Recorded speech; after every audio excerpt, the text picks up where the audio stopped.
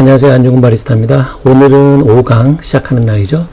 오늘은 이제 에스프레소의 공정에 대해서 알아보도록 하겠습니다. 이제 여기서 그라인딩, 도징, 템핑은 커피를 갈고 담고 눌러주는 걸 얘기를 하는 거거든요. 여기서 이제 에스프레소 레시피란 무엇인가?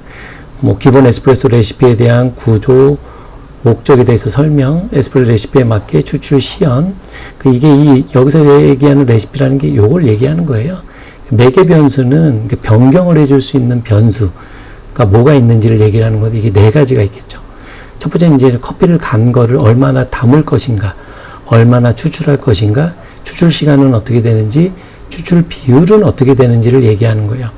여기서 이제 싱글샷, 더블샷이 있는데, 이게 뭐냐면 이제 우리가 이제 포터필터라는 곳에다가 커피를 담잖아요. 근데 이게 나오는 곳이 하나가 있는 게 있고 두 개가 있는 게 있어요. 왜 싱글 더블 하냐면 이탈리아에서는 아직도 싱글샷도 많이 쓰기 때문에. 그런데 우리는 이제 더블샷이 기본이기 때문에 싱글샷은 무시하셔도 돼요. 무조건 이제 더블샷 기준으로 14에서 20g 정도의 커피를 쓰는구나. 예전에는 19g 정도였는데 18g 정도까지밖에 안 됐어요. 근데 20g으로 늘어난 게 이제 시대가 변한 것도 있고, 이제 강볶음, 중강볶음보다는 중약볶음을 많이 하다 보니까 어쩔 수 없이 커피 향을 늘릴 수밖에 없는 그런 것도 포함이 돼서 업그레이드 됐다고 보시면 될 것 같아요. 아, 커피 향은 14에서 20g 정도 써야 되는구나. 근데 재미난 거를 얘기해 보면 20g도 요즘은 적죠. 그쵸? 여러분들이 20g은 기본일 정도로 최소한 23g, 28g도 쓰고 막 그러거든요. 이제 그 얘기는 뭐냐면 기준에 벗어났다는 거예요. 그러니까 잘못된 게 아니고 우리가 일반적으로 쓰는 기준에 벗어나면 어떻게 되냐면, 기본이 벗어났다는 얘기는 기본 볶음도가 아니란 얘기인 거예요. 아시겠죠? 그러니까 대부분 다 중약볶음을 하는 데가 이렇게 훨씬 더 많은 양을 담는 게 심해져요. 점점 더. 왜냐면 중강볶음을 했을 때 그렇게 많이 담을 필요가 없거든요. 이해되시죠? 잘못된 거는 아니에요. 하지만 우리가 일반적으로 먹는 기준에는 벗어나 있다라는 거를 얘기를 합니다. 그래서 커피향이 늘어나면은 원가적인 것도 좀 문제가 되죠. 좀 더 저렴하게 쓰는 목적이 아니라 볶음도가 있으면 저절로 원가도 절감이 된다. 커피향이 적어지니까. 근데 이제 이렇게 보시면 돼요. 약볶음, 중볶음, 강볶음이 있으면 커피 양이 적어지고 커피 양이 많아진다. 일반적인 거죠. 여기면 이득이냐, 이득이 아니냐, 그걸 얘기하는 게 아니고요. 그냥 맛이 달라요. 같은 커피인데 약볶음이라고 해서 커피를 많이 쓰면은 강볶음과 같은 맛이 난다. 이런 게 아니고요. 그냥 내는 맛 자체가 달라진다. 그래서 기준에 벗어나면 맛없다, 이런 거를 얘기하는 게 아니에요. 근데 일반적으로 얘기하는 거를 내려보고 나서 약볶음이나 또 강볶음인 걸 써보면 좋잖아요. 근데 우리는 그 하나만 보통 배우기 때문에 약볶음만 배우거나 그러면 안 되니까 그런 걸 좀 신경 써 보셔라라는 걸 얘기를 하는 겁니다. 추출량은 이제 싱글샷은 의미 없다 그랬죠. 더블샷 기준으로 21g에서 50g. 20g 기준으로 하면 2배 조금 넘는 거네요. 그죠? 추출 시간은 20에서 30초, 50초, 1분도 뽑아요, 요즘은. 근데 잘못됐느냐? 그 얘기를 하는 게 아니죠. 요 기준에 남는 거 한번 내려보시고 나서 다른 세팅을 한번 해보셔라. 이런 겁니다. 추출 비율은 이거는 담는 양 대비 뽑는 양이에요. 그래서 아까 전에 20g 커피를 사용해서 50g 하면 몇 배예요? 딱 2.5배죠. 그죠? 그래서 이제 1대 2.5 커피 양을 얘기를 하는 겁니다. 더 적게 내리기도 하죠. 20g인데 1.5는 몇이에요? 30g. 30에서 50g 정도 내리는 게 일반적이다. 이게 맛있는 게 아니고 요거를 해보고 나서 그 다음에 양을 늘려도 되고 초를 바꿔도 되고 얼마든지 해도 되는데, 기준에 그러니까 이게 참 뭐라 그럴까, 학문적인 거라는 거. 그러니까 이론이나 수업을 한다는 거는요, 맛있는 거를 하기는 하지만 이 사람이 그 기술적인 거가 어느 정도 돼야지 맛있는 걸 할 수 있잖아요. 그래서 요 기준 안에 있는 거를 잘 할 수 있는지를 좀 보는 게 좀 커요. 다시 얘기해서 이게 최고로 맛있는 건 아니지만 요 기준 안에 있는 거를 벗어날 수도 있어요. 이게 맛없다는 게 아니고, 이랬을 때 이 범위 안으로 들어올 수 있게끔 여러분이 변수를 잘 조절해서 할 수 있는지가 되게 중요한 거예요. 왜냐하면 내가 원하는 포인트가 여기일 수도 있고, 여기일 수도 있고, 뭐 여기일 수도 있어요. 근데 내가 여기에 있다 그러면 일로 갈 수 있어야 되고, 여기서 일로 갈 수 있어야 되는 능력이 있어야 되잖아요. 그게 테크니컬, 그러니까 기술적인 거예요. 그래서 이런 기준을 두고 나서 해보고 나서 내가 원하는 곳으로 가라. 그거를 배우기 위해서 우리가 하는 거다라는 걸 좀 이해하셨으면 좋겠습니다. 이게 참 이게 실기적인 내용이잖아요. 실제 저렇게 해서 안 나오면 왜 안 나오는지에 대해서 우리가 얘기를 많이 해야 되는데, 실기가 아니기 때문에 우리가 지금 같이 해볼 수 있는 게 아니기 때문에 최대한 요 이론 안에 있는 내용에서 우리가 얘기해 보려고 노력을 해보도록 하겠습니다. 그러니까 질문이 없으면은 제가 해줄 게 별로 없어요. 그래서 여러분이 하시다가 안 되면 왜 안 되죠? 라는 걸 했을 때 제가 훨씬 더 많은 얘기를 해드릴 수가 있습니다. 그라인더 조정 및 또 담는 걸 얘기하죠. SCA 권장 추출 매개 변수에 맞는 에스프레소가 나오도록 그라인더를 조절한다. 아까 그 범위에 안 됐을 때 너무 늦게 나올 수도 있잖아요. 20에서 30초인데 뭐 어떻게 해야 돼요? 빨리 나오게 해야죠. 그래서 분쇄도를 가늘게나 굵게 조절해서 너무 안 나오면은, 너무 늦게 나오면 빨리 나오게끔 굵게 해줘야 되고, 너무 빨리 나오면 반대로 가늘게 해줘야 되고, 이 조절을 해서 맞출 수 있는지를 우리가 연습을 해볼 겁니다. 분쇄 커피를 올바르게 담기 위한 도징 방법. 추출 시 3mm 미만으로 버리. 그러니까 우리가 너무 많이 담아서, 담는 걸 너무 많이 담아서 이 버려지는 게 3g 이상이 되면 너무 손실이 크잖아요. 그러니까 적당히 담는 걸 해야 된다. 이게 수동 기준이죠. 자동 같은 경우에는 우리가 담는 양이 정해져 있기 때문에 고생을 안 하는데, 수동이었을 때는 내가 얼마나 당겨가지고 담는지에 따라서 달라지니까. 그리고 문제는 내가 적당히, 그러니까 우리가 수동 같은 경우에는 이렇게 챔버가 있었잖아요. 그래서 이 레버를 당겨가지고 안으로 밑으로 내려오게 해서 담는데, 문제는 여기에는 엄청 많이 담아 있는데 얘만 버려지는 것 없이 담기는 건 의미가 없죠. 여기에도 남는 게 없고, 딱 여기에도 버려지는 게 없어야 잘 담는 거니까, 이거는 연습이 좀 필요하죠. 근데 이제, 그럼 자동을 쓰면 되잖아요. 맞는 말이죠. 근데 제가 항상 얘기하는 게 어떤 거냐면, 꼭 수동으로 연습하셔라. 수동이 완벽하게 조절이 되고 나서 자동을 해야 자동이 이해가 되세요. 수동을 완벽하게 안 하고 자동을 하면 자꾸 문제되는 거를 계속 설명을 해줘야 돼. 이걸 설명해 준다는 얘기가 뭐예요? 수동을 제대로 안 했다는 얘기예요. 그래서 여러분이 수동을 완벽하게 하시면 저절로 자동이 쉬워지니까 꼭 수동을 연습을 하셔야 됩니다. 그걸 얘기를 해주고 싶었어요.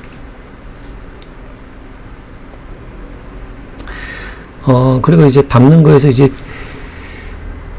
디스트리뷰션. 그 디스트리뷰션은 분배를 해주는 거죠.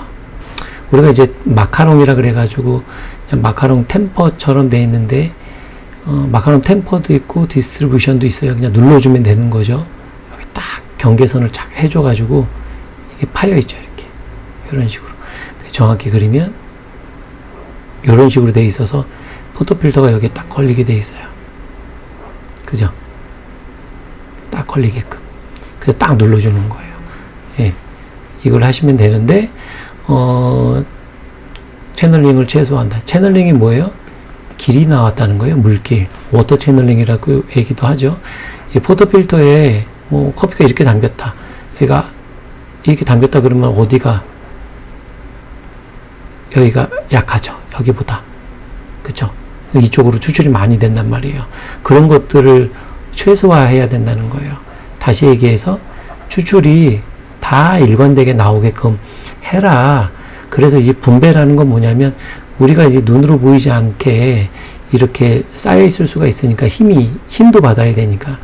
그래서 이 디스트리뷰션이라는 걸로 해가지고 골고루 담기게끔, 골고루 얘가 이렇게 눌러주면서 펴줘가지고 골고루 담기게끔, 그래야 이 추출이 일관되게 나오니까 그걸 얘기를 하는 거고요. 템핑된 케이크가 평평하고 고른 면이 되게끔. 두 번째는 이렇게 고르게 된 거를 이제 눌러줘야 되잖아요.